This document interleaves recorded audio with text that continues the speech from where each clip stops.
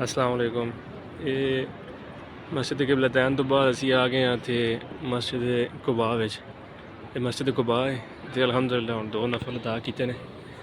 तुसां मैं थोड़ी जी दसना, माशाअल्लाह बड़ी खूबसूरत बनी हुई है।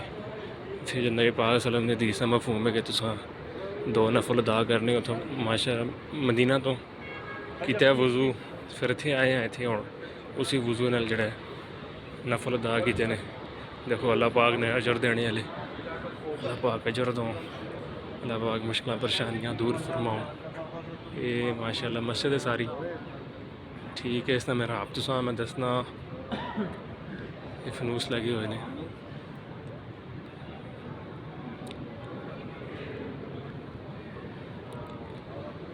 ये बार माशाअल्लाह इसना मेरा आप ने ठीक है।